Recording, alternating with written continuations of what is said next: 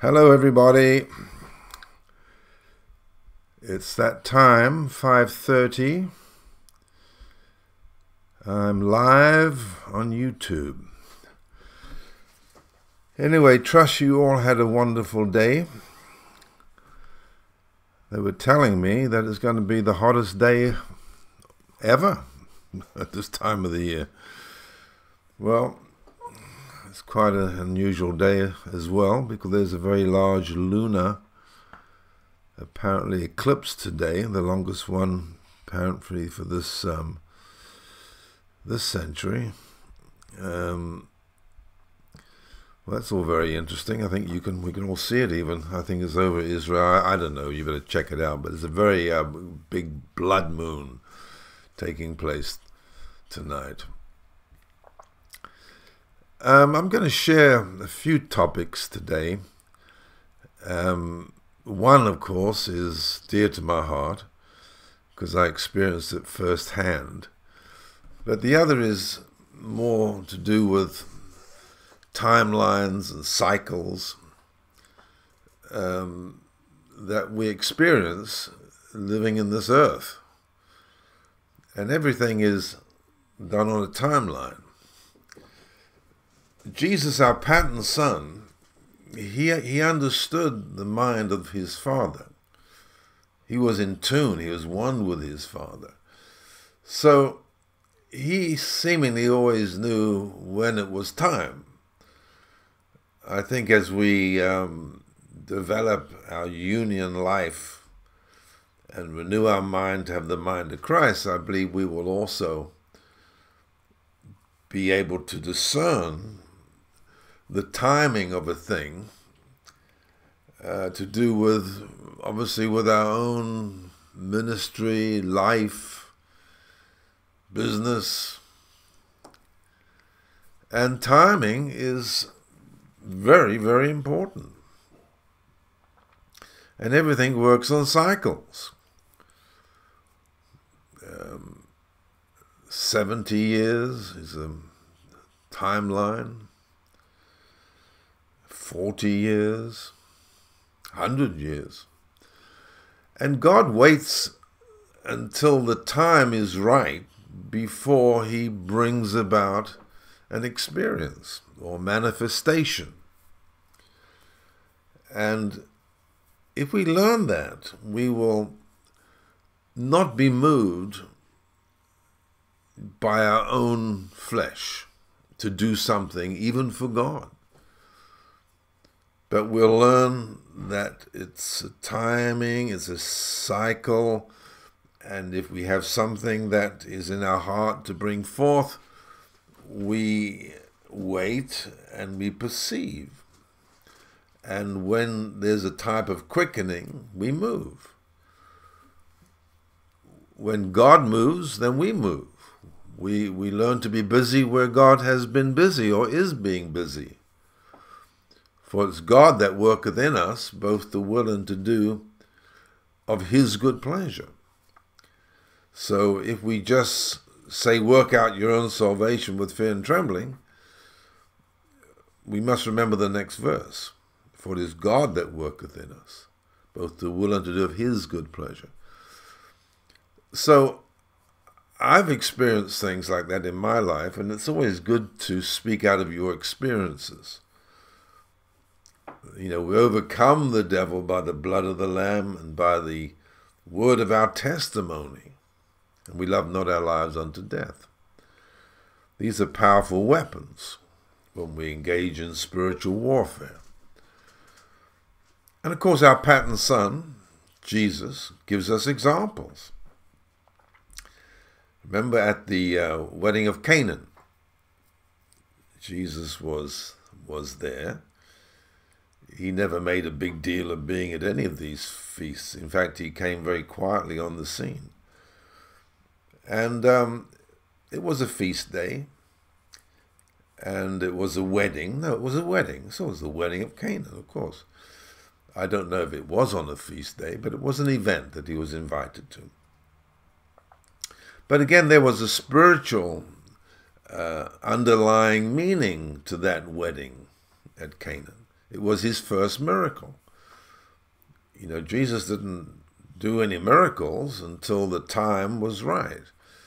And I think last time we spoke about, you know, the kingdom being taken by force, and that was through the deep state at the time, the King Herod and his bunch, and the priests, the Pharisees, etc. And he didn't like John the Baptist, because John the Baptist reminded him that he was doing something he shouldn't be doing, like taking his brother's Philip's his wife to bed. Didn't like that. So when John addressed that, ticked him off. Anyway, you know, John the Baptist ended up with his head cut off on a plate being handed to a daughter of Herodias.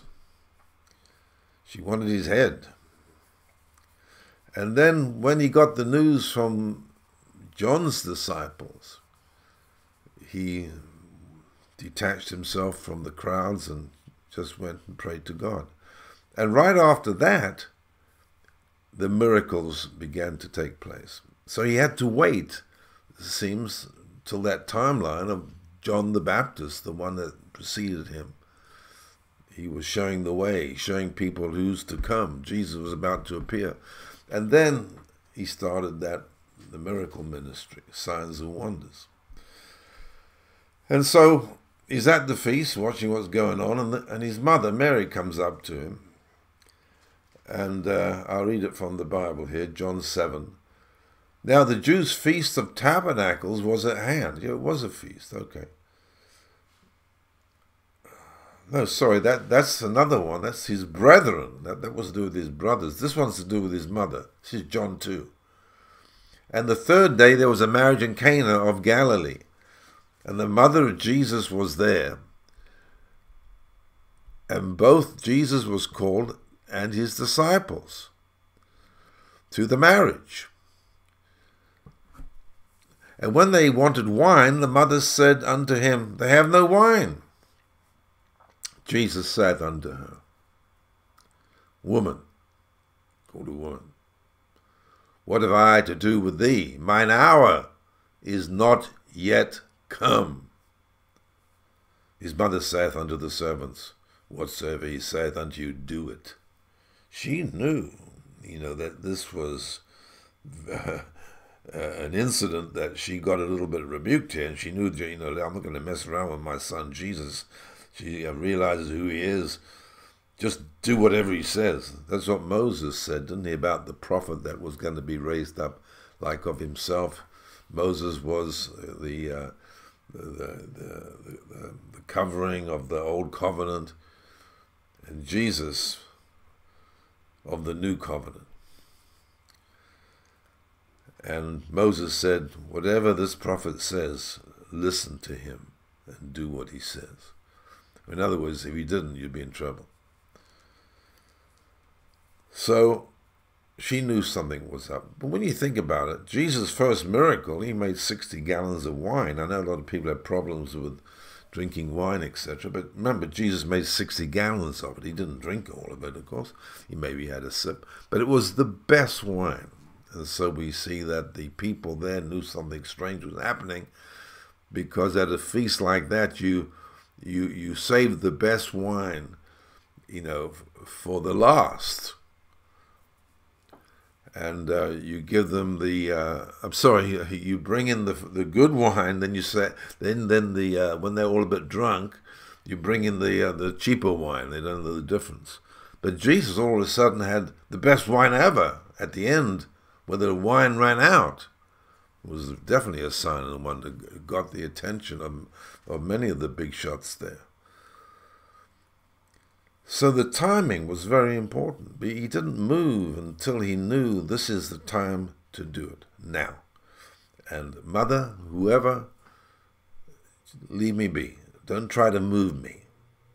I'll move when I know to move, when my Father gives me the release. And that was the first miracle that Jesus did. He made 60 gallons of wine, red wine. But what was that referring to? Well, there's always underneath a spiritual truth. He was basically saying that it is not yet ready to be poured out. Wine in communion represents the blood. And Jesus said, I'm not yet ready to shed my blood until God moves me. And this sign of multiplying the wine was signifying that it's now. I'm about now. I've got a short time on the earth until I come to my appointment, that which I've been here to do for the will of the Father to be fulfilled. I must go to the cross of Calvary and die for the sins of the world, and my blood will be shed. That's the wine. That's why in communion we have a little wine and a little wafer, his body, bread. Jesus said, you must eat my body and you must drink my blood. And so that was a spiritual truth. It was a type, a shadow, and it had to be perfectly timed for that wedding feast. The types and shadows in the Bible are very important to know and to observe, and not to mess with the types. Remember when Moses messed with the type? When God said to him, speak to the rock, and he struck the rock. And because he struck the rock, God called him aside and said, you have not done what I told you to do. In the sight of all the people there, you've messed up my type. That rock is Christ, my son, and he's only going to be crucified once. And you already struck him, the rock, earlier on. This time you must speak to the rock. And because you did that, you're going to have a little correction here. Well, anyway, the correction was that he never entered into the promised land. He went up on the mountain, saw it, and he died on the mountain because he was disobedient. He messed with the types. But this is the fear of the Lord. When I say fear of the Lord, I mean it's a reverential respect for God and his word.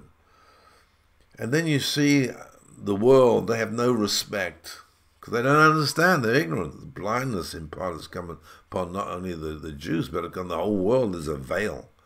They don't understand. So they mess with the types like marriage, man and woman, they mess with it. You don't want to mess with those things.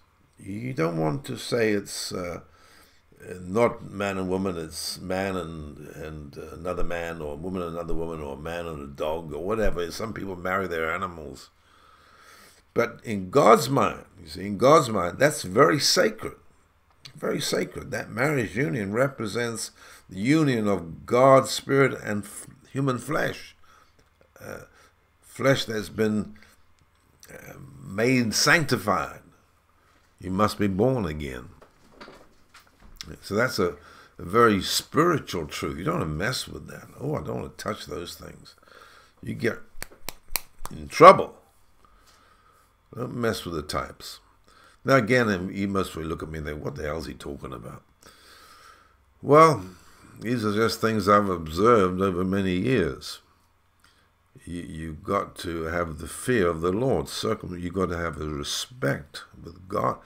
God is very powerful. He's all-knowing, omniscient God.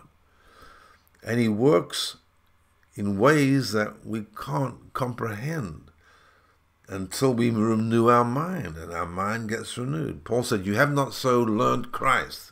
He said, you've learned all the creeds, all the systems of men, all the systems of the church, but you haven't learned the mind of God, or the mind of Christ, God. So that's our job, actually. That's what we're here to do while we're on this earth, busy renewing our mind so we can know the timings of God, the ways of God. Another example, I started to read it, but it was the wrong one. This is to do with his brothers. So we had the mother now. She got a little rebuke, trying to move Jesus, quick, do what the people want, give them what they want. He said, no. Now, this was a feast day. Now the Jews' feast of Tabernacles was at hand. His brethren therefore said unto him, depart hence, and go into Judea, that thy disciples also may see the works that thou doest. For there is no man that doeth anything in secret, that he himself seeketh to be known openly. Well, there was one man, his name was Jesus of Nazareth. He wasn't here to show off. He was just there to fulfill the Father's will, which was to die on the cross. And he was made a spectacle, one that you really don't want to be part of. He took on the shame of the world. He was ridiculed, striped for our transgressions. He was striped that we might be healed. He became sin that we might become the righteousness of God in Christ. See, he became, on that cross, it was like the great exchange. And he shed his blood for the sins of the world. For there is no man that doeth anything in secret, and he himself seeks to be known openly.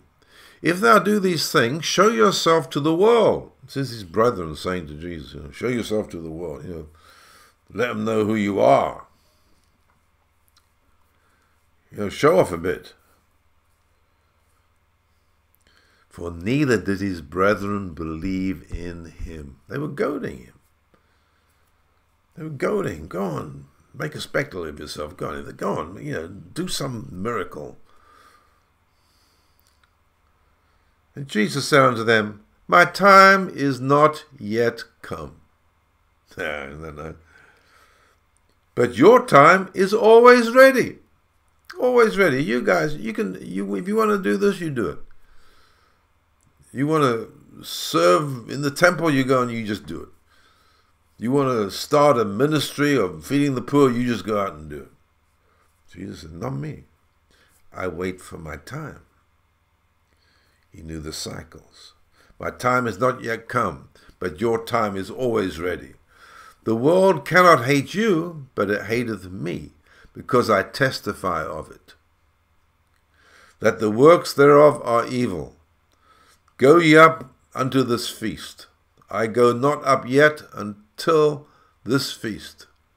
For my time is not yet, he said it twice, fully come. And when he had said these words unto them, he abode still in Galilee. He didn't move. Well, that's an example of Jesus having the mind of his Father, knowing the timings. He just knew it, because he was one with his Father. They were one. Remember, our fellowship is with the Father and the Son. Jesus said, if you've seen me, you've seen the Father. See? Now, here's another thought, or truth. Well, there's a few in the Bible. Remember that one when David was moved to number the people? I won't go into it in length, but basically, next chapter or so, it tells you who moved him. It says Satan moved David. And because he was moved by Satan, God brought major judgment. Many, many people died. See, who's moving you? Who's moving you? Is it the Spirit of the living God? Or is it your friends? Or your wife? Or your husband? Who's moving you? Or your lust? Or your idols? Your idols? Are they moving you? What's moving you? You want God to move you. And in the proper time, he will quicken you. When you get that quickening, you just know, okay, now's the time to move, to start. Until that time, you learn to wait and be patient. That's just one example. But there was another one, Jesus. Remember Jesus? They came to him and said, Jesus, man, Lazarus is very sick. And Mary and Martha are very worried. And of course, he loved that family. So the word got to him. So, if you heard that, let's go on our bikes, guys. Come on. I mean, Lazarus is sick. We've got to get down there. And so, Jesus is with you. Yeah, and heal Lazarus. You know what Jesus said? He said, hold on, guys. Let's just wait here a while. But he's sick. He's going to die. Yeah, we just wait a while. We wait. How long? We're going to wait 3 days. 3 days? Oh my God, he's going to die. No, that's all right. Everything's fine. Everything's fine. Everything's cool. He loved Lazarus. Everything's fine. Well, he eventually turns up and he's dead. Of course, Mary and Martha were not too impressed with his tardiness. He said, if you were here, Jesus, you could have healed him. But Jesus was moving by his Father, by his Spirit. It wasn't another healing. He'd done healings. He was going to raise him from the dead. So he had to, what? Delay his journey so he could die. And he raised him from the dead because that was a type of his own resurrection that was going to come later. And of course, as soon as he raised someone from the dead, the deep state, the Pharisees, Herod's bunch, they want to kill him. They want to crucify him. We can't have people being raised from the dead. All the people will be following this Jesus of Nazareth. That's when they started to conspire to get rid of Jesus. But think about it. Nothing is done that God doesn't see. Even your words, every word that a man shall speak, every foolish word, we're going to have to give an account of one day. So God, who's sovereign, by the way, he's sovereign. You don't want to tell God what to do. You don't know the mind of God. You just wait until he moves you. We want to move God. We think we will move God. We'll tell God what we want and he'll go and do it. Where'd you get that from? He doesn't do it that way. God moves on you. When you least expect it, God turns up. So we learn to wait on him. But in life, have you heard of people saying in life, we all have our nemesis? We always have that one that is out to destroy our dream. There's always that someone out there following us around, wanting to do damage to our vision. My nemesis. I suppose you could name your nemesis pretty quick. There's someone in this world that seems to be wanting to wreck you. Well, when you come to that place where you know that God is sovereign, remember this: God raises up his own nemesis to delay the progress of that dream or vision, because it's not yet time. Can you think about God? He's got to everybody's vision. Everyone's asking him to do things. God is spirit, and with spirit, he's omnipresent, omniscient, all-knowing. He's in each and every one of us who have believed on him. And so this nemesis is raised up by God to stop you from proceeding, because it's not yet time. And if you go too quick, you'll spoil it. So stops you by bringing up a wall, or surrounds you with blockages, and you can't understand why I'm late. I'm getting older now. I've got this vision from God. I got this dream, and all these things are blocking me. Remember, God is sovereign. God is sovereign. So God will raise up a nemesis. God raises up. He chooses people that he uses. He uses. And he chooses people that you think are very ungodly, unworthy, not intelligent enough, not holy enough, but he'll use them. God uses whoever he wants to use. Of course, we have to maybe touch on the name Trump, because that's on everybody's lips, it seems. But the fact is, God will raise up someone that nobody likes, who will hate him, but it's God's way of doing things. He calls the base things, the foolish things, not the wise things, to confound everybody, the weak things he chooses. So no man can boast, no man can boast. Keep your eyes on Jesus. He's the author and finisher of your faith. If you look upon events and people and politics and you're trying to figure it all out, that means your vision is very limited. It's horizontal. You've got to have this vertical mind of Christ vision. And then you'll get very confused. But God's not the author of confusion. You know, we're in a type of civil war scenario taking place. And whenever there's a war mentality, there's always confusion. And the first casualty is truth. Did you know that?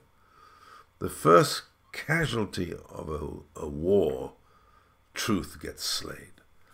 Then we have all the false news, fake news, lies. And we have to somehow wade through all this confusion. But not with God. God is never confused. He knows exactly what's going on. And he's playing a good game of chess here. He always checkmates the devil. Always. All things work together for the good, because God is good, to those that love him. So we learn these type of things. So, your nemesis. Well, everyone seems, in the Bible, they've all got nemesis. David's nemesis was Saul, King Saul, following him around everywhere, trying to kill him. He's living in caves. But the time came when he was to take the throne, the dominion. He wasn't ready yet, so God had to delay his progress. Even though he was anointed by the priest, anointed oil, he was to be king of Israel and Jerusalem and Judah, king of all the tribes. But it wasn't time yet. So the nemesis was Saul. And you just go through the Bible stories. Everyone's got their nemesis. Everybody. Well, Israel's nemesis was Babylon, wasn't it? Nebuchadnezzar. Then the Syrians. There's always someone being raised up to stop their progress of entering into the promises, because God was judging them. So he delayed their journey to the promised land. Anyway, let's move on. Ecclesiastes 3. To everything there is a season, and a time to every purpose under heaven. A time to be born and a time to die, a time to plant, a time to pluck up that which is planted. Time to kill, a time to heal, a time to break down, a time to build up, a time to weep, a time to laugh, a time to mourn, and a time to dance. A time to cast away stones, a time to gather stones together. A time to embrace and a time to refrain from embracing. A time to get and a time to lose. A time to keep and a time to cast away. A time to rend, time to sow. A time to keep silent and a time to speak. A time to love, a time to hate, and a time to war and a time of peace. In fact, I've spent so much time talking about this, I haven't even started on what I wanted to bring, which was the hope of your calling. So I'll have to do that in the next lesson. But remember one thing, Ephesians 1:17. It's the hope of his calling, not your calling. I'll just touch on it slightly and I'll expand it next time. It's his calling.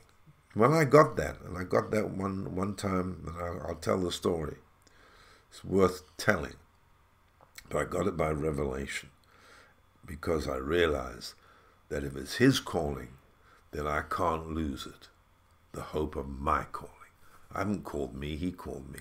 If God has called you, many are called, but few are chosen. But if you've been called, you can rest, you can relax, you know that it's his calling. He will bring about his purposes in you in his time. Your part is to wait on him, looking not at the things which are seen. Whatever your hand finds to do, just do it. But don't move out to do some new project or new ministry until you know the time is right. The time is right. Well, I believe there's lots of people listening who are touched by this timing concept because you've been a bit not sure if should you step out yet. Remember, if you're going to step out the boat, like Peter, you got to hear the voice of the master. And when the master said, "Come," he could walk on the water. Don't be pushed by people, especially the hurry up ones. Hurry up, time is late. No, it's not. You've got all the time in the world. In fact, if you've got Jesus in the inside of you, there's a time coming when the time will be no more because you have immortality. Immortality. Learn to rest in God. Renew your mind daily. Remember, renewing the mind is simply doing away with sense knowledge facts and replacing it with revelation knowledge truths. And the next time we come together like this on YouTube Live, I'm going to give you the story that I went through, my experience on just that thing. God bless you. Appreciate you. If you've enjoyed this message, let somebody else know. Forward this channel to someone. If they subscribe, it'll be even better. Click on the little alarm bell thing there and you get a notification. Tell them. Let's get some more people on board. And Monday to Friday, maybe not every day, maybe 4 times a week, maybe 5 times a week, maybe twice a week, I'll be on. Just the weekdays. And I'm looking forward to seeing you again with some good news, revelation, thoughts and knowledge, and teachings that will cause us to know things like God is sovereign and there's a rest and a promise for God's people. The promise he wants you to get right now is the rest. Enter into his rest. Enter in. Strive to enter in. When you enter into the rest, it means you've ceased from your own works and you're relying totally on God to move you into the right position for your blessings to appear. God bless you. Until next time. God bless.